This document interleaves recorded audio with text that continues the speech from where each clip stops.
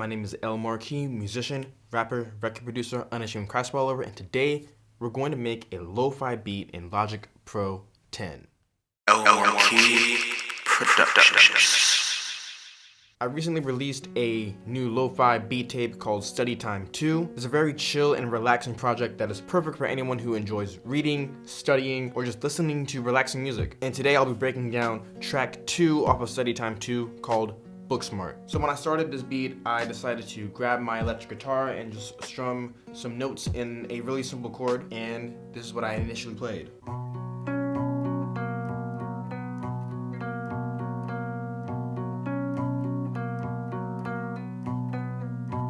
And at first it was cool. I actually made the entire beat around this little guitar line, but as time passed, I didn't really like the sound that I was getting from my electric guitar, so I actually switched over to using my nylon string guitar, and it sounds like this.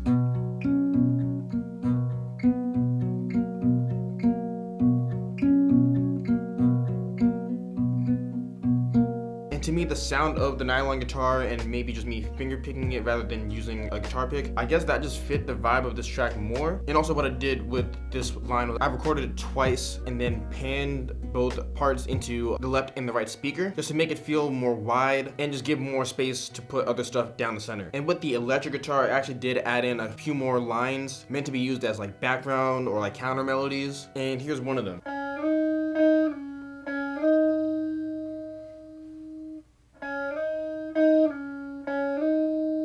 Really simple. And also with that too, I also played that line twice and then panned them onto different sides of the speakers to make it feel wider. And this is different than like taking the same part and duplicating it and then panning it. That's something that some people do because they may think that duplicating the track is the same thing as recording it twice. It's actually not, because it's really difficult to play the same thing exactly the same twice. So hearing those minor differences in the playing adds to that illusion of making the track feel a lot wider. So that covered the first verse of the song, and then in the second verse I actually had the same instruments playing. Then I also added in this Celeste sound from Omnisphere, and this is what it sounds like.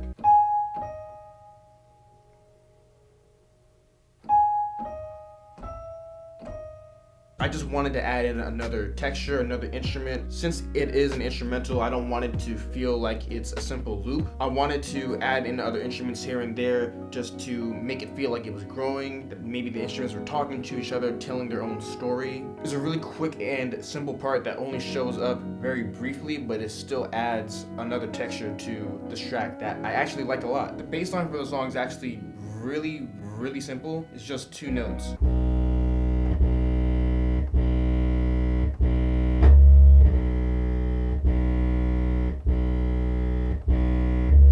It's a sub bass that I found in Omnisphere. It's only 2 notes because the guitar is really just playing one chord. It's just playing the root note and then other intervals off of that first note. So I just didn't feel the need to do too much with the bass. But since it's so simple, that's also why in the first verse is only there for half of it, and then I take it out altogether in the chorus. Here's what the verse sounds like with everything in it.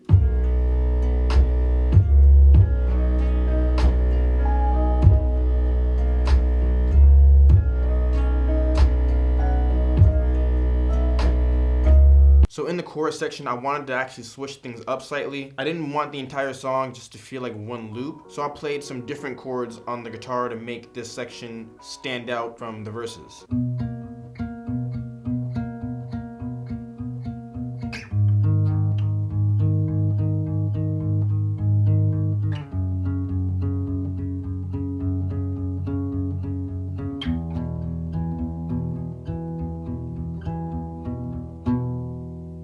It's really simple. It starts off with the first chord that I actually played in the verses, but then I just walked down into doing some power chords. I also took out the drums in this section, so this part of the song feels a lot softer, a lot more intimate. And while I took out some instruments, I added in some other instruments as well, like these guitars.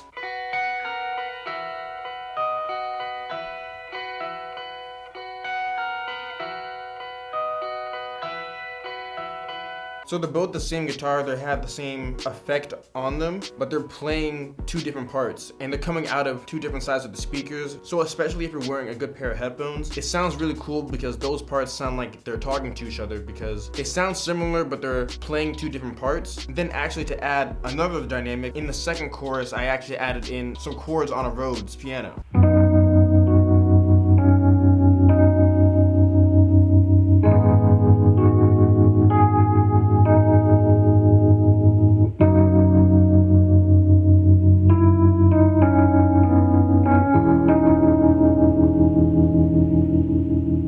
What the second chorus sounds like with all the elements in it.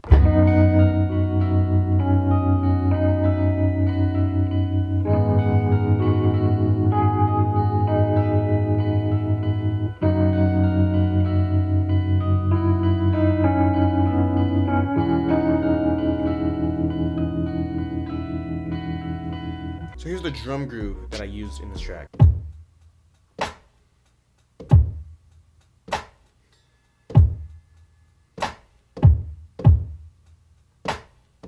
Just like the track I showed you in the previous video, the drums are really simple. I'm also not quantizing the drums and the majority of the elements within this beat because I want everything to have a more natural human feel. If you ever find that your drum patterns may sound boring or robotic, try swinging your drums, playing them slightly off the grid just to make them feel more natural and more human. So with all the drums I have going on, I have a kick, 3 snares that are playing at the same time but they're just layering each other, a closed hi-hat, a ride cymbal, and a hit. I kept it really simple in the verses, and then in the chorus, they're gone. So now here's a snippet of the track, and if you want to listen to the full version, you can click either the cards or go down in the description below.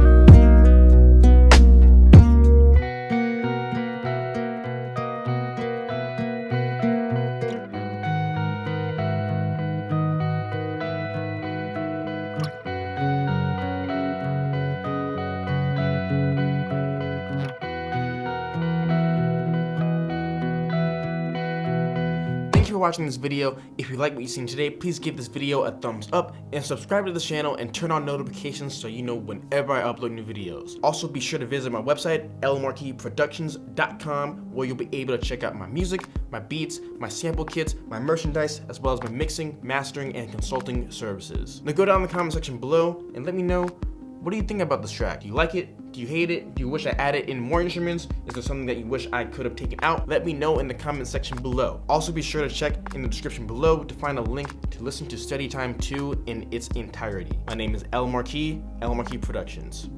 God bless.